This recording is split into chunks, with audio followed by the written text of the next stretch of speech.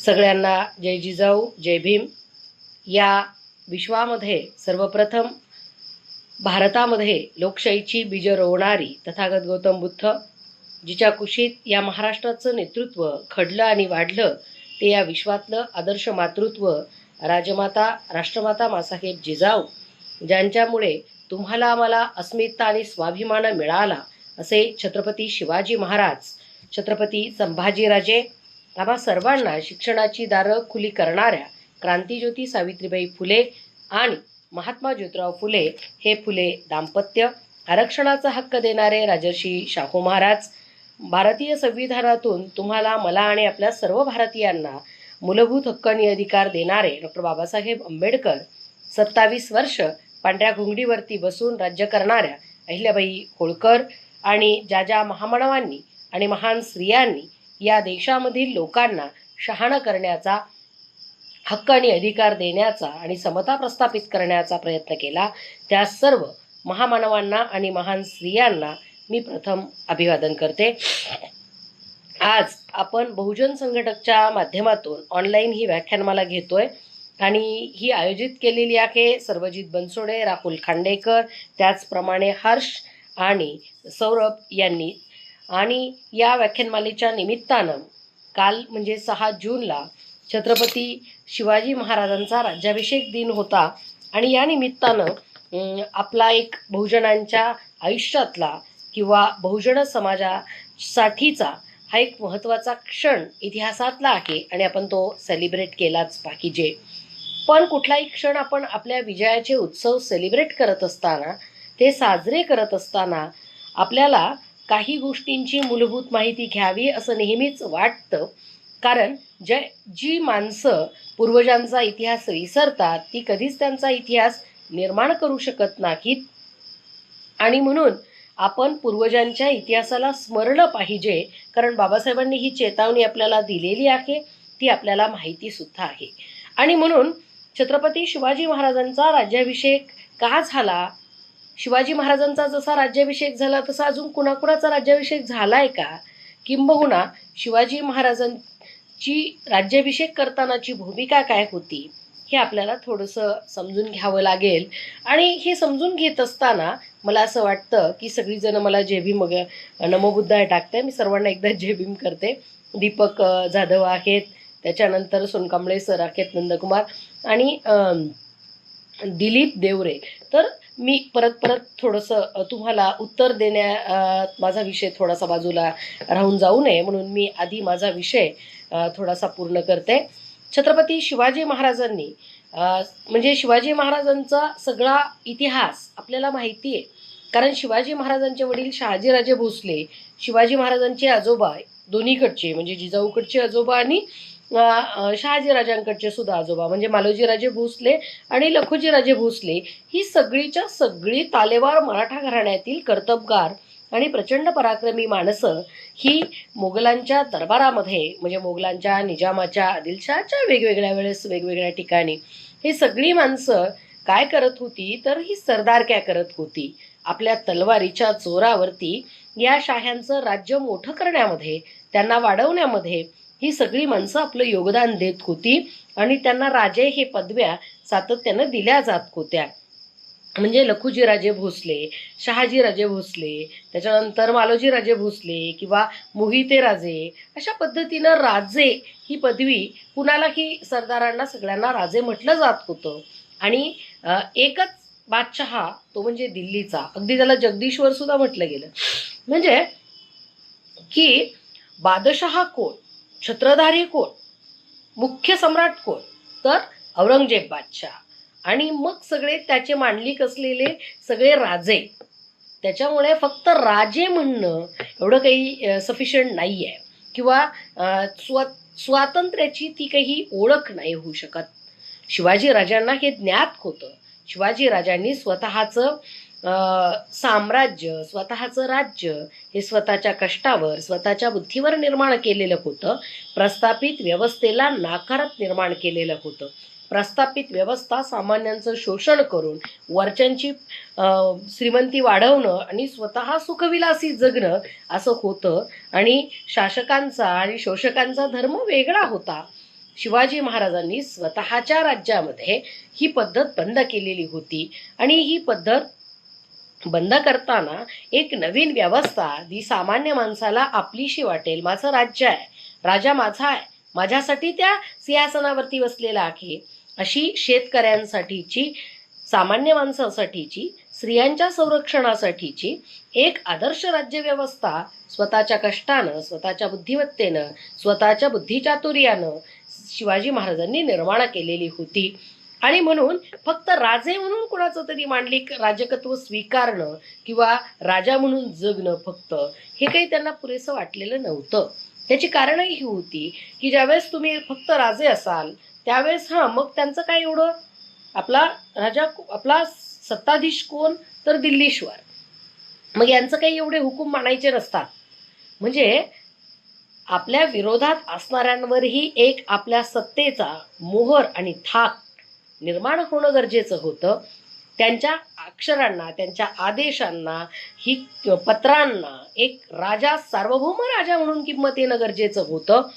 स्वकीयही जी मंडळी करत होते त्यांच्यावरही थाक निर्माण होणं गरजेचं होतं. आणि त्याचबरोबर जो सामान्य समाज सैरभैर झालेला होता त्याच्या संरक्षणाची जबाबदारी घेणं, अगदी कायद्यानं, दंडानं, नीतीनं, अधिकारानं घेणं हेही गरजेचं होतं. आणि म्हणून एक छत्रपती म्हणून आपल्याला होणं हे गरजेचं आहे हे शिवाजी महाराजांनी ओळखलं.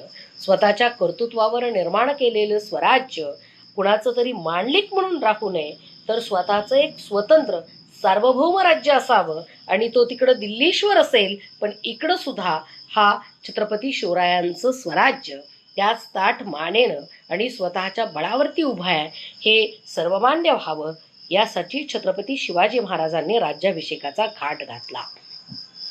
हा घाट घातल्यानंतर शिवरायांचा जो खाजगी चिटणीस होता बाळाजी आवजी, त्याला गागाभट्टाकडे शिवाजी महाराजांनी पाठवलं. 3 ब्राह्मणांना त्यांनी पाठवलं. त्याच्यामध्ये केशव भट, भालचंद्र भट आणि सोमनाथ भट हे 3 भट पाठवले. यांनी त्यांना काय माहिती दिली, त्यांनी काय सांगितलं, पण गागाभट्टानं उत्तर स्पष्टपणे दिलं की शिवाजीराजे शूद्र आहेत, मी त्यांचा काही राज्याभिषेक करू शकत नाही. आणि म्हणून ते आमंत्रण स्वीकारलं नाही गागाभट्टांनी. आणि नंतर पुन्हा बाळाजी औजीनं आपण सगळी शिवाजी महाराजांची वंशावळ घेऊन गागाभट्टाकडे पुन्हा एकदा माणूस पाठवला. आणि तो माणूस गेल्यानंतर सिसोदिया म्हणजे ते मेवाडच्या सिसोदिया वंशाशी शिवाजी महाराज आहेत आणि त्याच्यामुळे ते क्षत्रिय आहेत. म्हणजे शिवाजी महाराज शूद्र आहे म्हणून त्यांचा राज्याभिषेक नाकारला गेला. आणि मग पुन्हा ते क्षत्रियत्वाचे सगळे पुरावे आणि मग ते सगळे पुरावे, ती वंशावळ घेऊन पुन्हा गागाभट्टाकडे दूत पाठवले गेले. निळो येसाजी नावाचा कायस्थ माणूस पुन्हा बाळाजी औजीनं गागाभट्टाकडे पाठवला. परत गागाभट्ट रायगडावर आले. मग त्यांनी आधी म्हटले की मी बाळाजी औजी तो क्षत्रिय आहे कारण तो कायस्थ आहे, त्याचा एक वेळेस राज्याभिषेक करेल, पण शिवाजी महाराज शूद्र आहेत, मी त्यांचा राज्याभिषेक कसा करणार. म्हणजे शिवाजी महाराजांच्या राज्यातले ब्राह्मण सुद्धा शिवाजी महाराजांना शूद्र मानत होते. आणि इवन गागाभट्टांनीही तीच भूमिका घेतलेली आपल्याला दिसते. पण गागाभट्टांनी आपल्या भूमिका बऱ्याच बदलल्या आणि त्याविषयी बाबासाहेब काय म्हणतायत हे आपण जाणून घेतलं पाहिजे. डॉक्टर बाबासाहेब आंबेडकर असं म्हणतात की गागाभट्टाने वेळोवेळी सरड्याप्रमाणे आपले रंग बदलले, पण इतक्या कोलांट्या उड्या मारल्या, पण शेवटी कशासाठी गागाभट्ट तयार झाले शिवाजी महाराजांना क्षत्रिय म्हणायला, तर प्रचंड पैसा घेऊन, म्हणजे खूप दक्षिणा घेऊन, खूप पैसा घेऊन.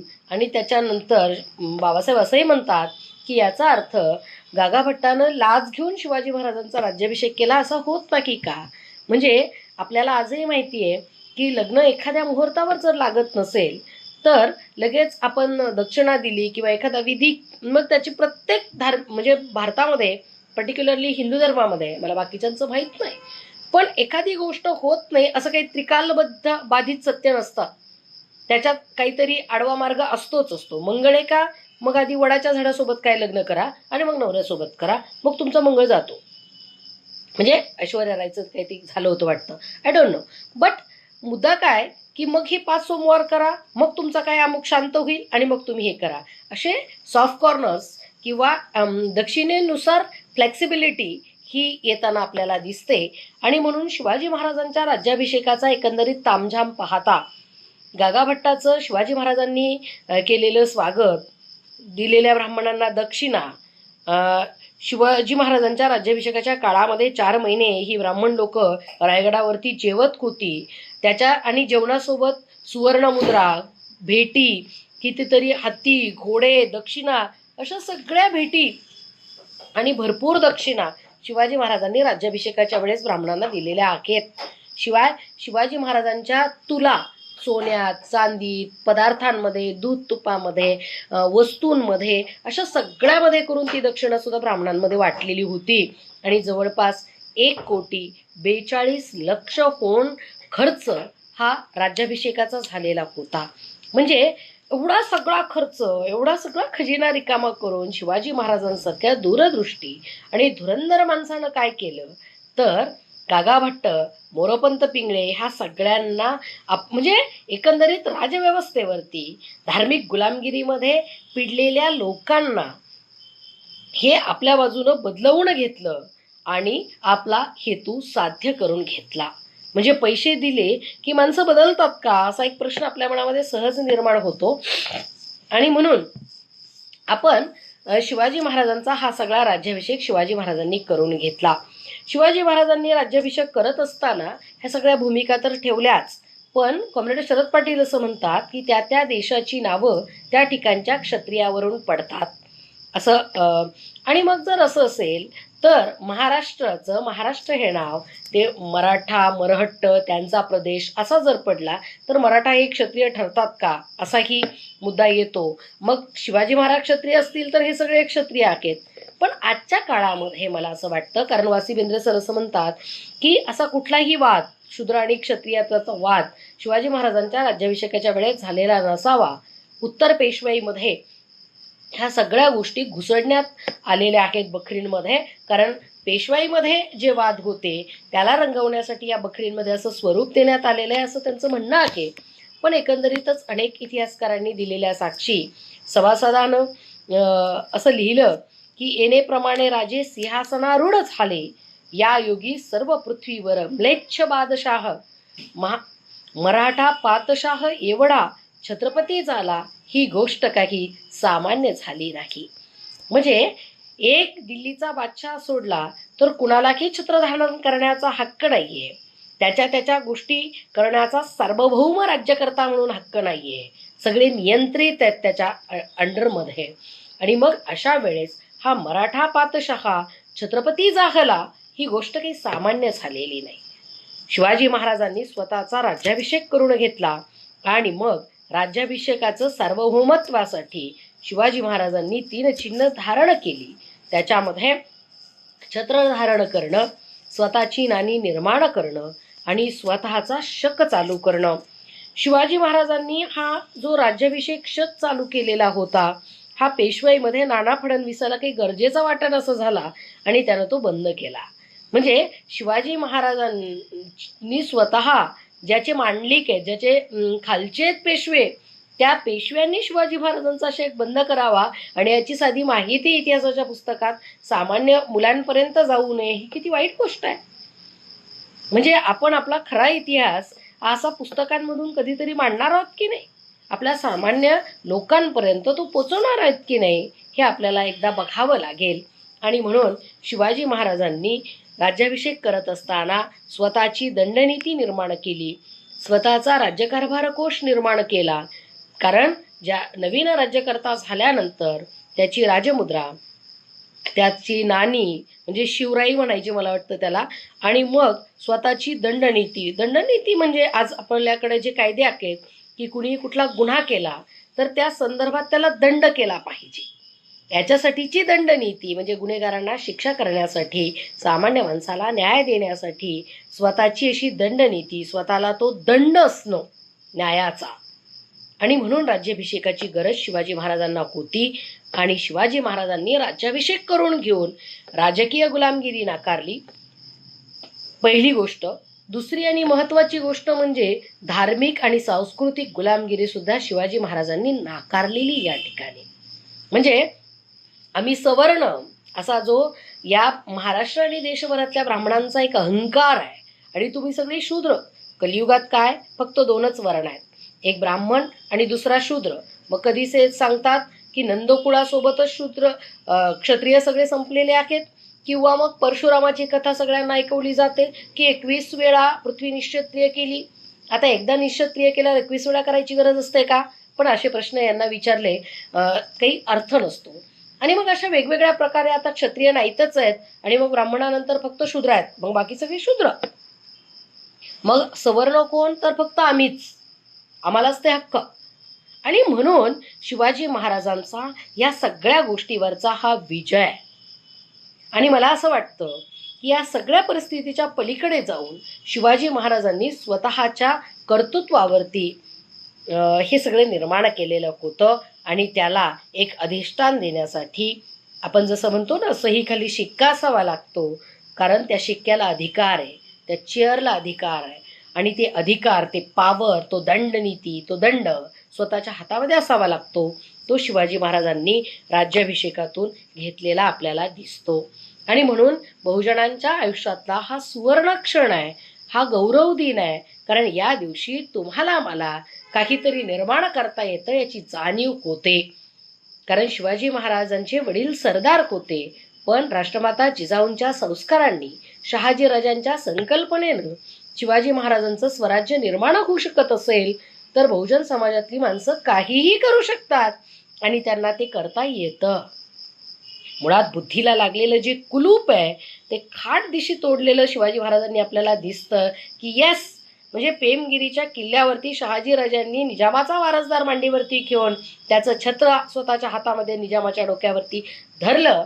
त्या ठिकाणी जिजाऊंच्या मनामध्ये हा प्रश्न नक्कीच निर्माण झाला असेल की जर निजामाचा एवढूसा वारसदार घेऊन त्याचं राज्य राखण्याची जर आपल्यामध्ये कॅपॅसिटी असेल तर आपलं छत्र निर्माण करण्याची आपल्यामध्ये का कॅपॅसिटी नाही आहे? आणि मला असं वाटतं की या प्रश्नाचं उत्तर जिजाऊंना शिवाजी महाराजांच्या राज्याभिषेकात मिळालं असणार की हो, आमच्यातही ही कॅपॅसिटी आहे, आम्हीही हे करू शकतो. आणि केलं, करू शकतोच नाही, ते केलं. आणि म्हणून मला असं वाटतं की शिवाजी महाराजांचा राज्याभिषेक हा शिवरायांच्या स्वराज्याचं पूर्णत्व आहे. या देशामध्ये बहुजन समाजाचं निर्माण झालेलं ते एकमेव साम्राज्य आहे जे शेतकऱ्यांच्या, स्त्रियांच्या, सामान्य माणसाच्या हिताचं आहे.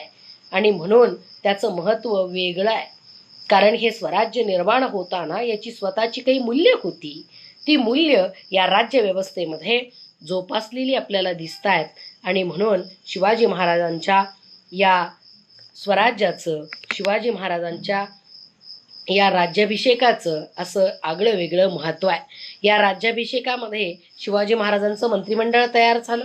या राज्याभिषेकामध्ये युवराज म्हणून छत्रपती संभाजीराजांना नियुक्त, म्हणजे संभाजीराजे बसले. त्याच्यानंतर त्यांच्या पट्टराणी, शिवाजी महाराजांच्या पट्टराणी म्हणून सईबाई होत्या. त्याचबरोबर या मंत्रिमंडळामध्ये सरसेनापती म्हणून हंबीरराव मोहित यांची नियुक्ती झाली आणि शिवाजी महाराजांचा राज्यकारभार हा डामाडौलानं अधिकृतपणे सार्वभौम राजा म्हणून, छत्रपती म्हणून सुरू झाला. म्हणून एक गोष्ट लक्षात घ्या, छत्रपती शिवाजी महाराजांना छत्रपती शिवाजी महाराज असंच आपण म्हटलं पाहिजे.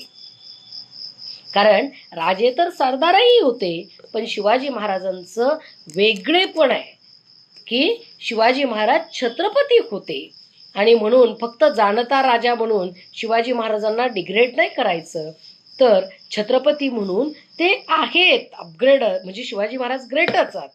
त्याच्यामुळे शिवाजी महाराजांना फक्त राजा म्हणणं किंवा राजा शिवाजी म्हणणं, जाणता राजा म्हणणं, आज सामान्य जनतेनी म्हणणं वेगळी गोष्ट आहे. पण ज्या वेळेस कलमकसाई लोक ही भाषा वापरतात त्यावेळेस ते शिवाजी महाराजांना कुठंतरी खाली खेचण्यासारखं आहे असं मला वाटतं. तसंही अनेक वेगवेगळ्या मार्गांनी शिवाजी महाराजांच्या इतिहासामध्ये अनेक प्रश्न निर्माण करण्याचं काम या खोट्या इतिहासकारांनी केलेलं आपल्याला दिसतं. आणि म्हणून आपण खरा, योग्य आणि जो आहे तो इतिहास मला असं वाटतं वाचला पाहिजे आणि सामान्य माणसांपर्यंत तो पोहोचवलाही पाहिजे. मग आता प्रश्न असा निर्माण होतो की शिवाजी महाराजांचा जो एकंदरीत सुवर्ण काळ आहे तो आज आपल्याला आठवायचं कारण काय? कारण आज तर आपण लोकशाहीमध्ये जीवन जगतोय आणि ही लोकशाहीमध्ये जीवन जगत असताना एका राजाचा आपण गौरव करतोय. कारण लोकशाही तर तुम्हाला मला हक्क देते. भारतीय संविधानाने प्रिएम्बलमध्ये दिलेली मूल्यव्यवस्था ही तुमच्या माझ्या जगण्याचा भाग झाली पाहिजे. समता, स्वातंत्र्य, बंधुता, न्याय, आम्हाला आमच्या चांगल्या जगण्याचा हक्क, आम्हाला समान संधीचा हक्क, न्यायाचा हक्क. पण हे सगळं हक्क तर सोडून द्या, म्हणजे हक्क आणि अधिकारांच्या भाषा तर सोडून द्या, पण आमचं राईट टू लाईफ सुद्धा सध्या खतऱ्यात आलेलं आपल्याला दिसत आहे. म्हणजे हिंदू खतरे में, मुस्लिम खतरे में असं नाही आहे. आता भारतीयच खतरे में है.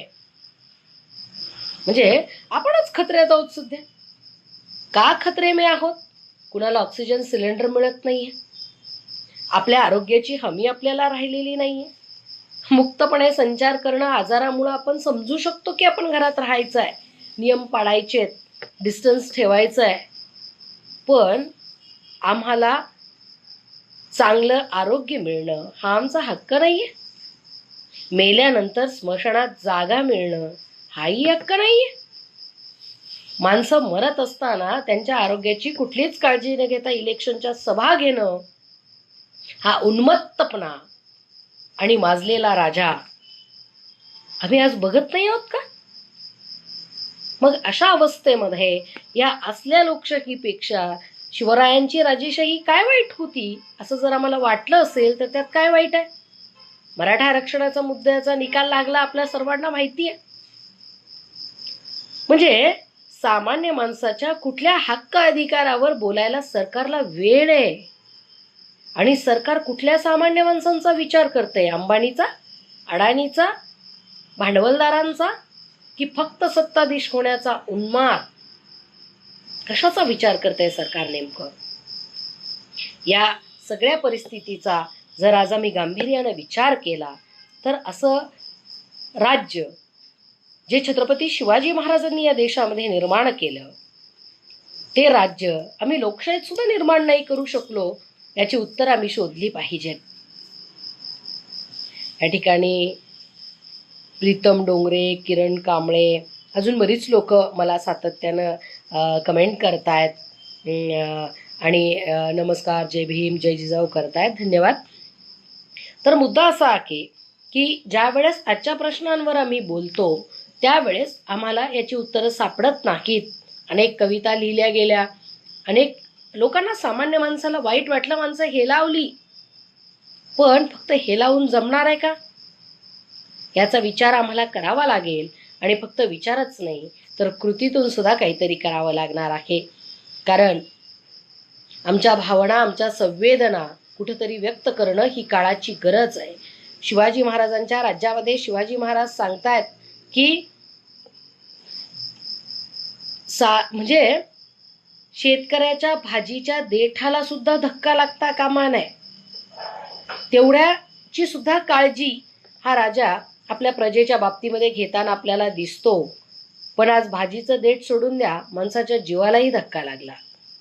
शिवाजी महाराजांची स्त्रियांविषयीची भूमिकाही आपल्याला माहिती आहे. कारण शिवाजी परस्त्री मातेसमान असते हा तुकाराम महाराजांचा अभंग अक्षरशः स्वतःच्या जीवनात जगणारे छत्रपती शिवाजी महाराज. पण आजच्या काळामध्ये स्त्री काय पुरुष काय सगळ्यांचेच प्रश्न निर्माण झालेले आपल्याला दिसत आहेत.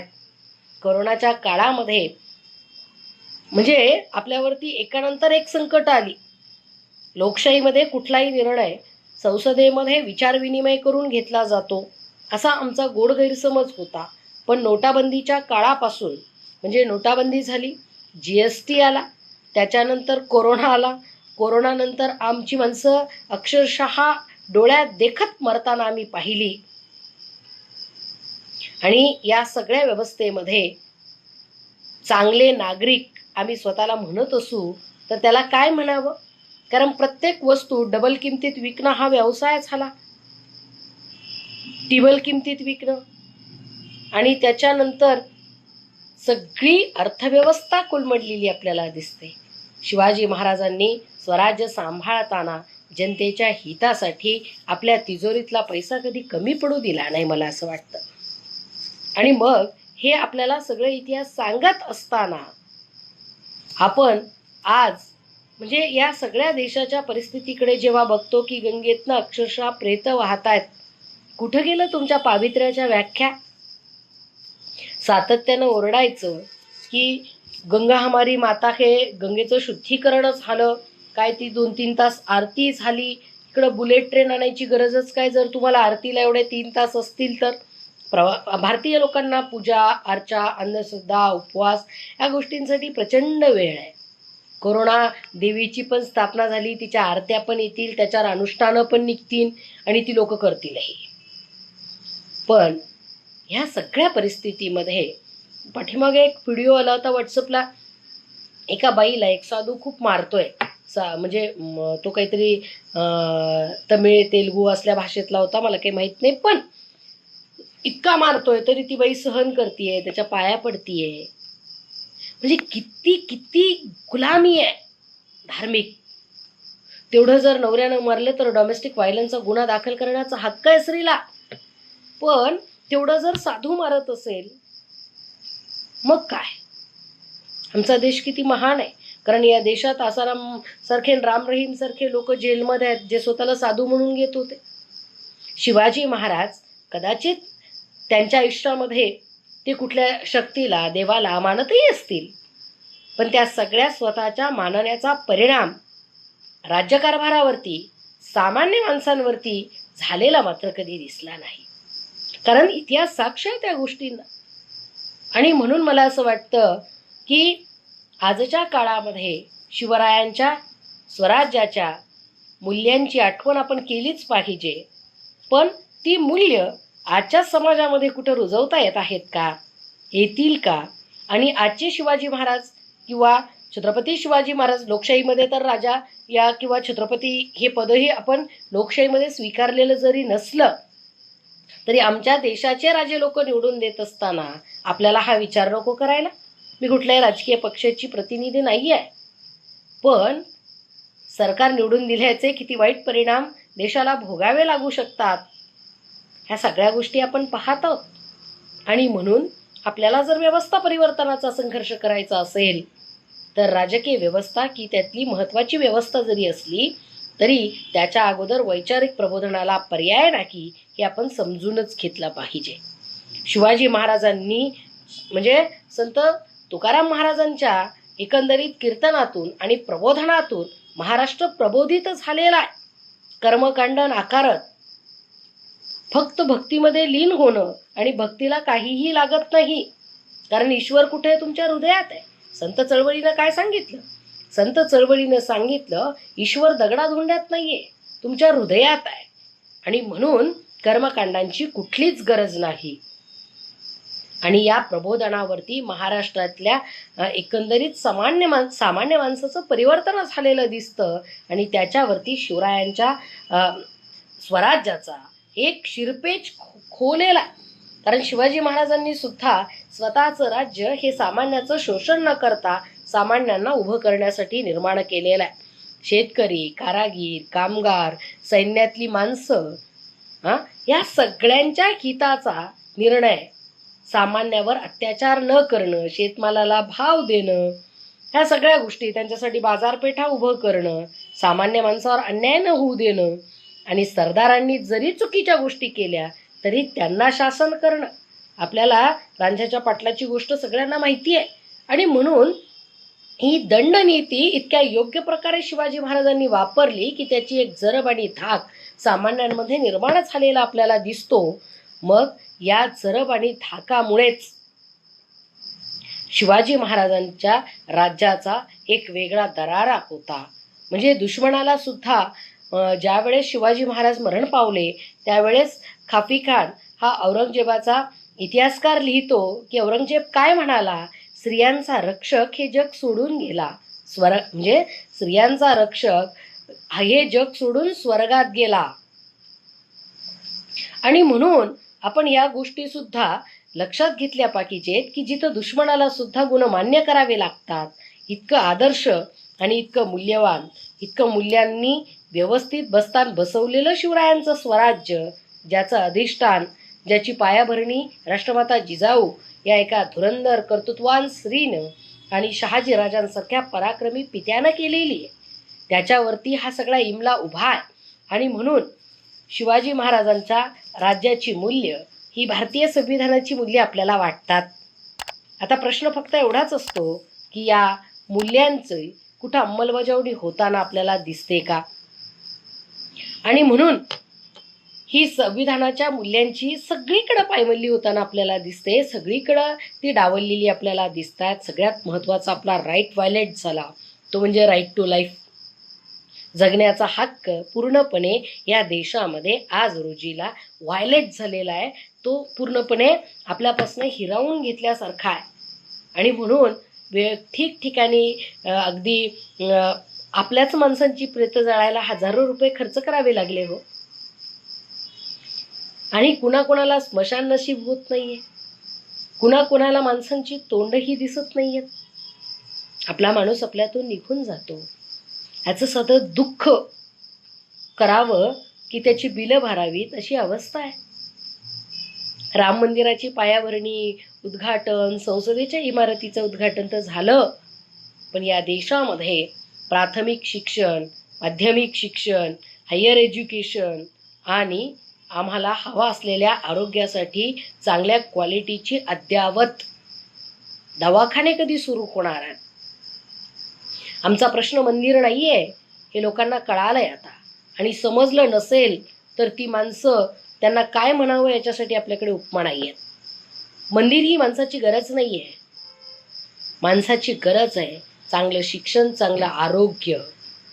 माणसाची गरज आहे त्याला जगण्यासाठी हव्या असणाऱ्या सोयी सुविधा, स्वच्छ हवा, स्वच्छ पाणी, ह्या आमच्या गरजा आहेत. पण या गरजावर न बोलता राम मंदिर झालं पाहिजे, बुलेट ट्रेन आली पाहिजे, आणि आतापर्यंत यांनी काय केलं त्यांनी काय केलं. आणि म्हणून मला असं वाटतं की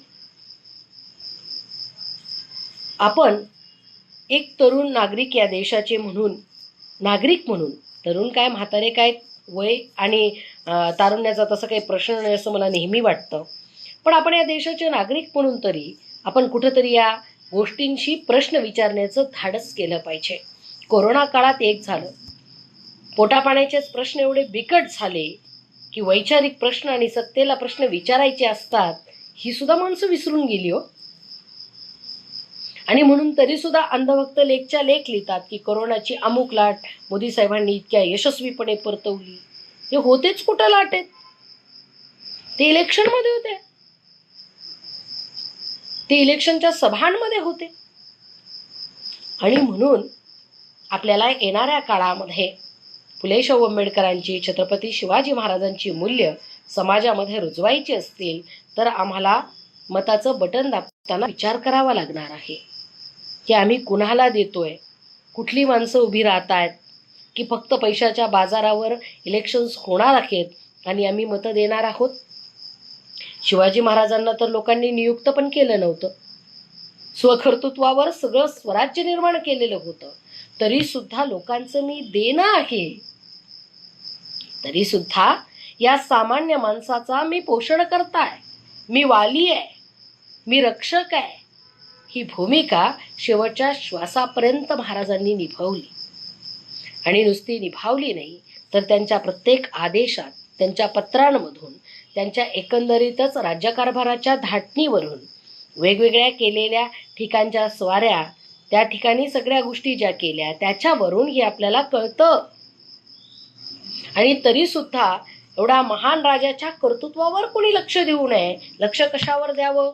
शिवजयंतीची तारीख काय, शिवाजी महाराजांचे गुरु कोण, शिवाजी महाराजांनी राज्याभिषेक करताना मग शिवाजी महाराज शूद्रच होते. आणि सगळ्यात महत्त्वाची गोष्ट, हे सगळे द्वंद्व निर्माण करायचे महामानवांच्या इतिहासात, जेणेकरून या द्वंद्वातच भांडत राहा, त्या महान माणसापर्यंत पोचूच नका. आदर्श घेऊ नये तुम्ही मी, म्हणजे आपल्याच इतिहासाचे आदर्श आपणच घेऊ नये म्हणून आपल्या इतिहासाच्या बदनाम्या करण्याचं काम या देशातल्या ब्राह्मणांनी सातत्यानं केलं, सातत्यानं करतायत. पण ते त्यांच्या समाज व्यवस्थेसाठी काम करत असतील तर तुम्हाला मला माझ्या समाज व्यवस्थेसाठी काम करणं गरजेचं आहे. आता हे सगळं झालं पहिल्या राज्याभिषेकाविषयी. शिवाजी महाराजांच्या राज्याभिषेकही दोन. पहिला राज्याभिषेक शिवाजी महाराजांचा झाला तो 6 जून 1674ला. त्याच्यानंतर 17 जून 1674ला राष्ट्रमाता जिजाऊंचं निधन झालं. आपल्या मुलाच्या सगळ्या कार्याची पूर्ती, आपल्या आयुष्यातला अपूर्व सोहळा म्हणजे शिवरायांचा राज्याभिषेक, याची देही याच डोळा त्या माऊलीनं बघितला. आपण केलेल्या कष्टाचं चीज झालं, आपण रोवलेल्या रोपट्याचा वटवृक्ष झाला आणि आपण संस्कारित केलेला आपला मुलगा एवढा गुणी आदर्श छत्रपती झाला. ही गोष्ट जिजाऊंनी आपल्या डोळ्यानं बघितली. बर, आतापर्यंत शिवाजी महाराजांच्या राज्याभिषेकाचे जे फोटो होते त्याच्यात जिजाऊच कुठे नव्हत्या. मराठा सेवा संघानं पुन्हा तो फोटो रिप्रिंट करून घेतला आणि त्याच्यात जिजाऊ दाखवल्या. कारण जिनं स्वराज्याची मुहूर्तमेढ रोवली त्या आईला त्या फोटोतही स्थान नाही दिले या देशातल्या लोकांनी. किती छोटे छोटे कावे असतात बघा. म्हणजे जिजाऊंचं कर्तृत्व कुठं दिसूच द्यायचं नाही. स्त्रिया कर्तृत्ववान असतात याच्यावरच मुळात या देशातल्या व्यवस्थेचा विश्वासच नाहीये. आणि त्याच्यातली त्याच्यात शिवाजी महाराजांची आई एक मराठा स्त्री एवढी कर्तृत्ववान आहे, मग हे तर कशाला सांगायचंय ना लोकांना. आणि म्हणून आम्ही आमच्या घरात जे फोटो लावतो ते फोटोही तपासले पाहिजे, जी पुस्तकं वाचतो तीही तपासली पाहिजे, अकॅडमिकला जी पुस्तकं लागतात अभ्यासक्रमामध्ये तीही तपासली पाहिजेत. 17 जूनला राष्ट्रमाता जिजाऊ हे जग सोडून गेल्या आणि शिवाजी महाराजांचा फार मोठा आधार हरपला.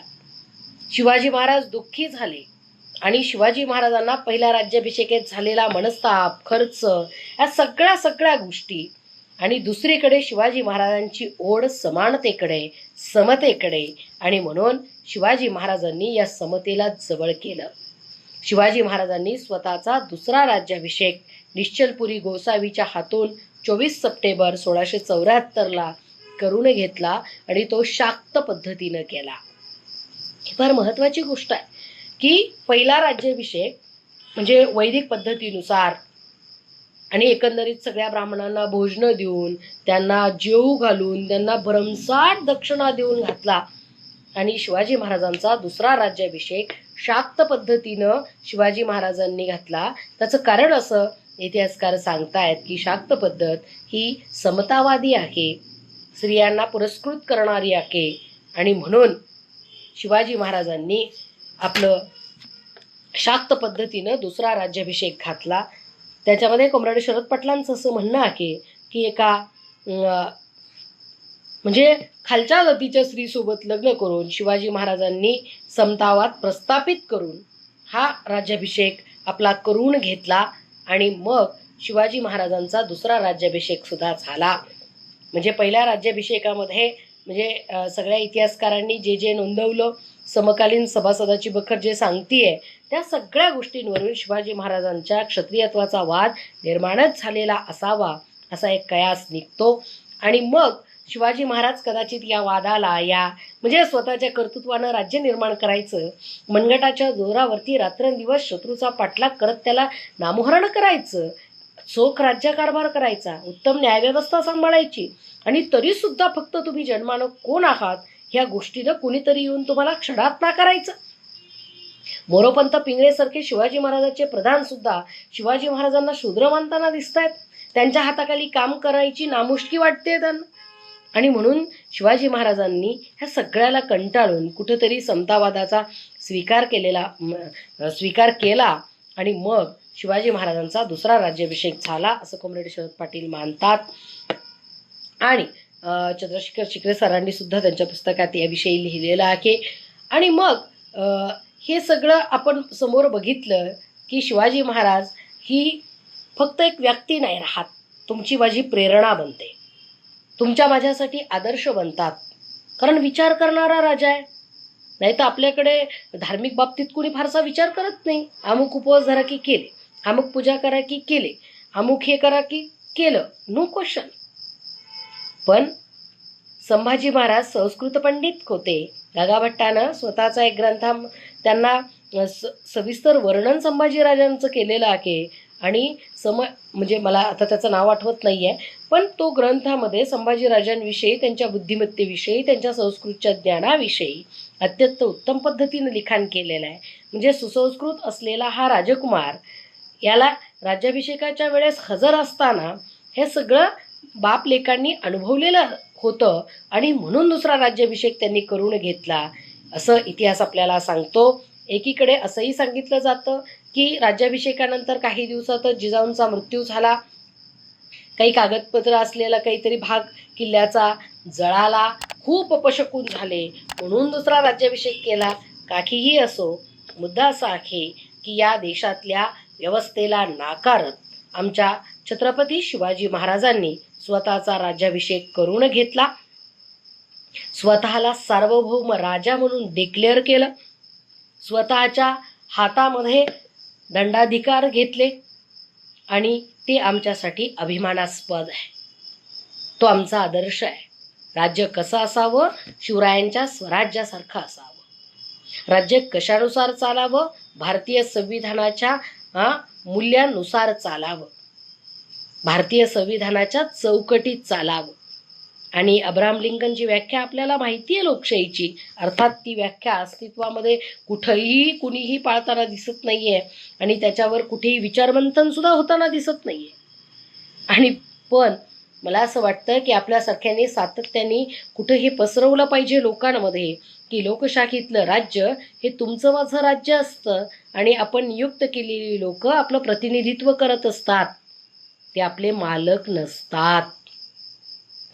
आपल्या देशामध्ये राज्य करणारी लोक, राजकीय नेते जनतेचे मालक झाले आणि अनेक सरंजामशाह्या निर्माण झाल्याचं एक वातावरण आपल्या अवतीभोवती निर्माण झालेलं आपल्याला दिसतं. आणि म्हणून आपण हे ठामपणे सातत्यानं लोकांना सांगितलं पाहिजे. सातत्यानं आपण समाजामध्ये हा प्रचार आणि प्रसार करत राहिलं पाहिजे की आपला मालक कुणीही नाही, आपणच या देशाचे मालक आहोत. हे राज्य तुमच्या माझ्यासाठी आहे आणि ते तुमच्या माझ्या म्हणजे सामान्य माणसाच्या भल्यासाठीच चाललं पाहिजे. मग यासाठी जी काही व्यवस्था निर्माण करायची ती वैचारिक बदलाशिवाय होणार नाही. वैचारिक बदल व्हायचा असेल तर आपण ही व्याख्यानं ऑनलाईन घेतोच आहोत, पण आपलं वाचनही तेवढंच असलं पाहिजे, आपलं ऐकणंही तेवढंच असलं पाहिजे आणि सगळ्यात महत्त्वाची आपली प्रत्येक कृती ही समतावादी असली पाहिजे. आपली प्रत्येक कृती ही समतावादी असली पाहिजे. आपणच कुणाचे तरी मालक व्हायला जायचं आणि मग दुसऱ्याला सांगायचं तुम्ही आमचे मालक होऊ नका, असं जमणार नाही. म्हणजे हुकुमशहा हिटलर काय आणि त्याच्या जागेवर दुसरा काय? तो हुकुमशहाच. तो एका जातीचा आहे म्हणून चुकीचा आहे, आमचा जर असता तर चांगला आहे, आमचा तो बाळ्या. हे काही अपेक्षित नाहीये लोकशाहीमध्ये. आणि म्हणून 50-60 रुपये डिझेल पेट्रोलवरती ओरडणारी माणसं 100 पार गेलेल्या पेट्रोलवरही काहीच बोलत नाहीत. डिझेल, पेट्रोल, तेल, गॅस सगळ्यांचे भाव प्रचंड वाढलेले आहेत आणि नोकऱ्या बिग झिरो. नोकऱ्यांच्या विरोधात या देशातल्या मुलांनी आंदोलनं केली पाहिजेत, रस्त्यावर आलं पाहिजे, हैराण करून सोडलं पाहिजे शासनाला. एवढ्या जागा इकडं एक रिकाम्या, एवढ्या जागा इकडे रिकाम्या, एवढ्या जागा इकडे रिकाम्या, तुम्ही करताय काय? आमची भरती करा, आम्हाला त्या जागेवर सिलेक्ट करा. पण मध्यंतरी कुणीतरी मला आता विचारवंत म्हणाला होता की रिलायन्सनं 1 GB डाटा फुकट दिला आणि बेरोजगारांना काम दिलं. ते बेरोजगारीच्या विरोधात ओरडायचं विसरून गेले आणि 1 GB डाटा दिवसाला संपवण्याच्या फंदात पडले. ही टेक्नॉलॉजी तुम्हाला मला जोडण्यासाठी अत्यंत उत्तम आहे. ही टेक्नॉलॉजी तुमचा माझा विचार लोकांपर्यंत पसरवण्यासाठी अत्यंत योग्य आहे. ही टेक्नॉलॉजी तुम्हाला मला स्वतःचं अस्तित्व सिद्ध करण्यासाठी अत्यंत चांगली आहे. आजही शेतकऱ्यांचं दिल्लीतल्या आंदोलनापासून आत्तापर्यंत सगळ्या समाजातल्या घटक हा अस्वस्थ आहे आणि ही अस्वस्थता वेगवेगळ्या मार्गाने बाहेर येते. ती अस्वस्थता सामान्य माणसापर्यंत पोहोचवण्यासाठी हा डिव्हाइस अत्यंत उत्तम आहे. पण पुन्हा पण येतो, मी अनेक वेळेस बुद्धाची ती गोष्ट सांगते की बुद्धाला एका भिक्खूनं प्रश्न विचारला, हे तथागता, विष कशाला म्हणायचं? तर बुद्धानं उत्तर दिलं, ती प्रत्येक गोष्ट जी मर्यादा ओलांडते ती विष असते. आणि मग लॉकडाऊनमध्ये मिळालेला रिकामा वेळ आणि या सगळ्या कोरोनाच्या काळामध्ये आमची मुलं घरात डांबल्या गेली आणि आमचं मोबाईल, आमचे डिव्हायसेस आमच्यासाठी विष झाले. मला असं वाटतं की या सगळ्या गोष्टीचा बुद्धाच्या मध्यम मार्गानं आपण विचार केला पाहिजे. आणि म्हणून आपण शिवाजी महाराजांचा राज्याभिषेक दिन, आपला गौरव दिवन, आपल्या इतिहासातला सुवर्णक्षण म्हणून तर सेलिब्रेट करूयाच. त्यानिमित्त तुम्हा सर्वांना मी शुभेच्छा देते. आणि या ठिकाणी जातीय अहंकारवादी संघटना असं काहीतरी आलं होतं, आता मला पूर्ण नाही वाचता आलं ते, पण हे खरं आहे की आपल्या देशातले प्रश्न कोणते हा एक विचार आपण या ठिकाणी आज केला पाहिजे. शिवाजी महाराजांचा राज्याभिषेक दिन साजरा करतोय, त्यावेळेस शिवाजी महाराजांच्या राज्यामध्ये सुद्धा अनेक जातीची माणसं राहत होती, पण सगळ्या जातीच्या लोकांना शिवाजी महाराजांनी मावळा म्हणून लढायलाही घेतलं आणि सगळ्या जाती धर्माच्या लोकांना समानतेनं वागणूकही दिली. आजच्या समाजामध्ये जातीच्याच काय पण उपजातीच्याही संघटना प्रबळ बनायला लागल्या. आणि मग आज आम्ही रोटी व्यवहार सगळ्यांमध्ये करतो, पण बेटी व्यवहार तर करतच नाही. पण राजकारण्यांच्या बाबतीत सुद्धा असंच झालंय की मी माझ्या जातीचाच, मी माझ्या धर्माचाच. आणि मग ही जी व्यवस्था आहे, म्हणजे जाती, अगदी कोणकोणत्या जातीच्या नेत्याचं नाव घेतलं की त्याची जात आपल्या समोर उभी राहते. हे वास्तव आहे, मी कोणाचे नाव घेत नाही. पण ही जाती व्यवस्था आणि त्यात ते पदही मग त्याच जातीच्यांना देणं, आपण कुठंतरी ही व्यवस्था बदलणं अपेक्षित आहे. मला नेहमी असं वाटतं, ती एक गोष्ट मी तुमच्या पुढे मांडते. मला नेहमी असं वाटतं की प्रत्येकाचा धर्म हा उंबरठ्यापर्यंत राहिला पाहिजे. उंबरठ्याच्या बागेत तो एक भारतीय नागरिक आहे, एवढ्याच गोष्टीनं तो जगला पाहिजे, एवढ्याच मूल्यानं तो जगला पाहिजे. त्याचा जो कुठला धर्म असेल, हिंदू, ख्रिश्चन, ईसाई, शीख, बौद्ध, कुठलाही धर्म, शिवधर्म, कुठलाही धर्म असेल, तो त्याच्या उंबरठ्याच्या आत राहिला पाहिजे. त्याची कर्मकांड, त्याची जी काही त्याचं वाचन असेल, त्याची पूजा असेल, त्याचं काय करणं असेल, ते सगळं उंबरठ्याच्या आत. उंबरठा ओलांडताच तुम्ही या देशाचे नागरिक झाला पाहिजेत. या देशाच्या मूल्यव्यवस्थेनुसार आपण जगण्यासाठी बांधील असलो पाहिजे. आणि दुसरी आणि महत्वाची गोष्ट म्हणजे आपण आता डिकास्ट व्हायला हवं. डिकास्ट, आपण आता जाती सोडून द्यायला हव्यात. आणि ही जात ही एक भौतिक व्यवस्था आहे, तिचे जे जे आधारस्तंभ आहेत ते आपण आता तोडले पाहिजेत.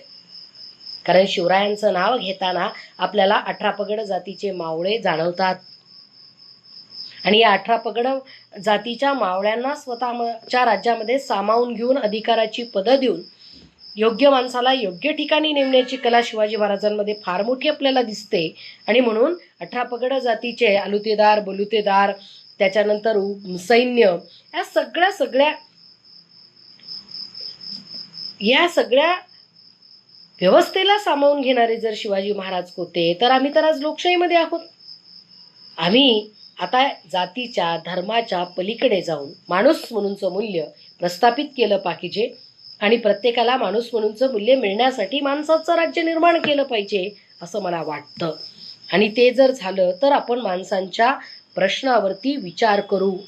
आज आपण एका जातीच्या, एका धर्माच्या, एका गोष्टीच्या याच्यावरती विचार करतोय. कोरोना काळात आपण विचारलं का की माझ्या शेजारच्या बेडवरचा माणूस कुठल्या जातीचा आहे? स्मशानात विचारलं का की कुणी प्रेत वाहून आणली, कुठल्या NGOनं आणली, कुठल्या जातीच्या माणसांनी आणली, कुणी अग्नी दिला, कुणी पेटवला, कुणी पाणी बिनी पाजणं बिजणं सगळे प्रकार डब्यात केले. कुठले विधी नाही, कुठली गोष्ट नाही, काही राहिलं नाही. या सगळ्यातून एकच उत्तर मिळतं, ते म्हणजे या सगळ्याच्या धर्मापलीकडे तुमचं माझं जगणं आहे, तुमचं माझं अस्तित्व आहे. आणि ते अस्तित्व माणूस म्हणून आहे.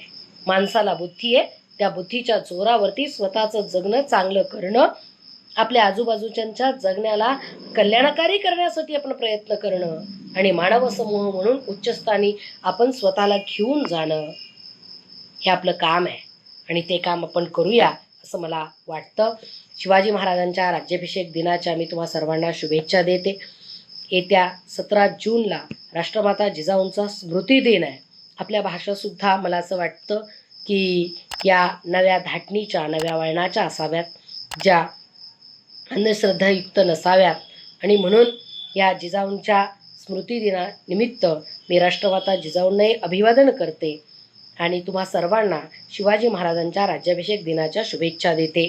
आज या ठिकाणी बहुजन संघटकच्या पेजवरती मला जे वाटलं शिवाजी महाराजांच्या राज्याभिषेकानिमित्त ते मी मांडलं. कुणीतरी एक प्रश्न टाकला होता की 24 सप्टेंबरचा राज्याभिषेक दिन आपण साजरा केला पाहिजे का?